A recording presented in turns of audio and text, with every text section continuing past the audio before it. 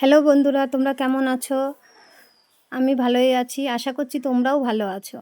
তো চলো, আমি দুটো কচুর পাতা কেটে নিই। আজকে রান্নাটা কচুর পাতা দিয়ে করব।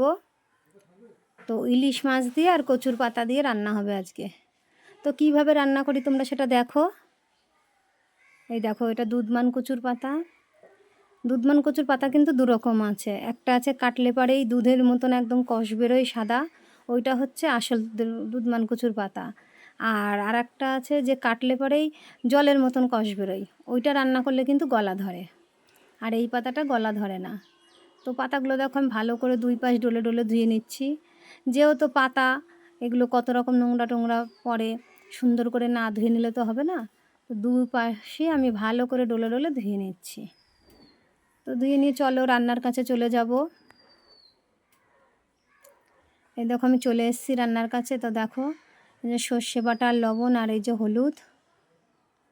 আর আমি এই সর্ষেটা কালো সর্ষে বেশি দিয়েছি আর অল্প একটু সাদা সর্ষে দিয়েছি, দিয়ে কালো সর্ষে আর সাদা সর্ষে দিয়ে বেটে নিয়েছি। আর এই দেখো ইলিশ মাছ কটা আমি একটু হলুদ, নুন আর সামান্য একটু কাঁচা তেল দিয়ে মাখিয়ে রেখেছিলাম। তো মশলাটার মধ্যেও আমি কাঁচা তেল দিয়ে নিলাম।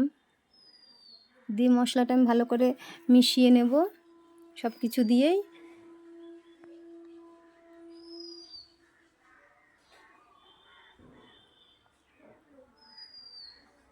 দেখো আমার সুন্দর করে মিশানো হয়ে গেছে। এবার আমি মাছ কটা এর মধ্যে দিয়ে মিশিয়ে নেব।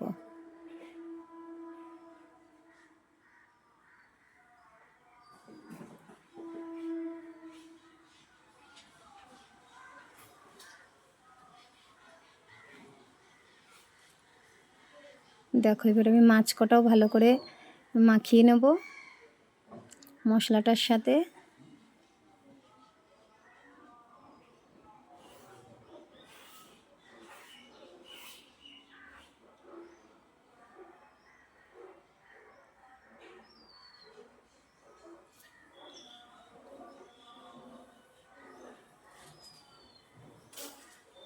দেখো আমি মাখিয়ে নিলাম ভালো করে।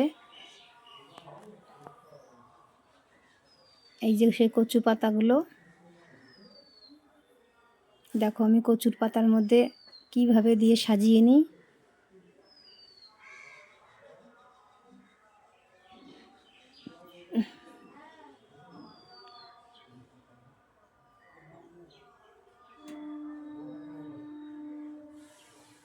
এই কচুর পাতা দিয়ে মাছ রান্নাটা তো খুবই ভালো হয়। এইভাবে লাউ পাতা দিয়েও করে, কিন্তু লাউ পাতাটা ভাতে দেওয়া যায়, কচুর পাতাটা দিয়ে ভাতে দেওয়া যাবে না, কারণ কচু পাতাটা খুব নরম। এটা আলতো হাতে এটাকে রান্না করতে হয়।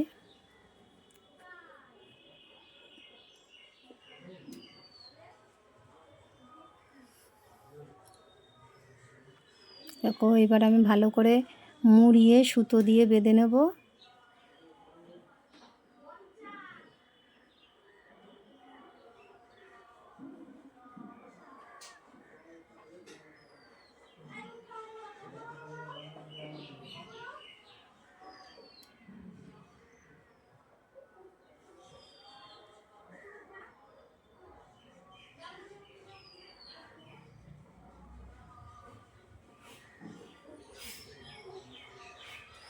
এই দেখো এইভাবে মুড়িয়ে নিলাম।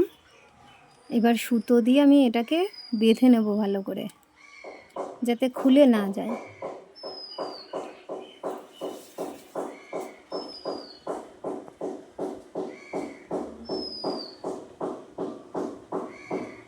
এটা পুরো কাজটাই খুব হালকা হাতে করতে হয়, কারণ কচুর পাতাটা খুব নরম পাতা।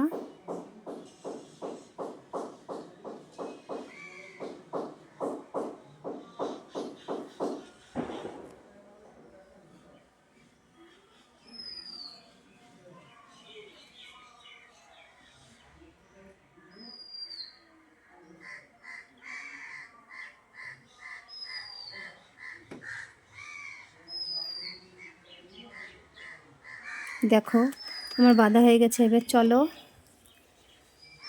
এই দেখো আমি কড়াইতে জল বসিয়ে দিয়েছি, তা জলটা তো ফুটেও গেছে।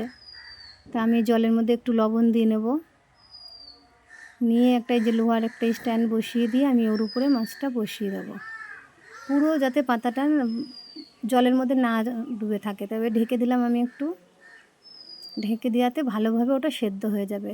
তো চলো দেখি খুলে ওটা কী পরিস্থিতিতে আছে। এটা বেশি না, 15 মিনিট থেকে 20 মিনিট রাখলেই যথেষ্ট। খুব হাই ফাই করে আমি জাল দিইনি, মিডিয়াম জালে রেখেছি। দেখো হয়ে গেছে মাছটা। তো দুপুরবেলা আমরা খেতেও বসে পড়েছি। এবার খুলে নিই মাছটা, দেখো মাছটা কেমন হয়েছে। তো দেখো আমি এই সুতোটা খুলে এই মাছের মশলাটা আর এই পাতাটা একসাথে মাখবো। তো বন্ধুরা, আমার ভিডিওটা যদি তোমাদের ভালো লাগে তাহলে লাইক, কমেন্ট, শেয়ার করে দিও, সাবস্ক্রাইব করে দিও। তো দেখো আমার মাছটা সুতোটা খোলা হয়ে গেছে। এবার আমি মাছটাকে আলাদা করে মশলাটা দিয়ে আর এই কচুর পাতাটা দিয়ে একসাথে মাখিয়ে নেব। এই রান্নাটা খুব টেস্টি হয়, তোমরা খেয়ে দেখো। এই রান্নাটা খুবই টেস্টি হয়। তোমরা রান্না করে তারপরে খেয়ে দেখো, কারণ টেস্ট বুঝতে গেলে তো তোমাদের রান্না করে দেখতে হবে খেয়ে। তো দেখো এই দেখো আমি সব একসাথে করে মাখিয়ে নিয়েছি। তো সবাই খেতে বসে গেছে। তো দেখো আমি মাছটা তুলে দিচ্ছি। এই দেখো এইভাবে কচুর পাতাটা আর মাছটা মশলাটা দিয়ে এইভাবে মাখিয়ে নিয়েছি। তো এইভাবে নিয়ে খেতে হবে।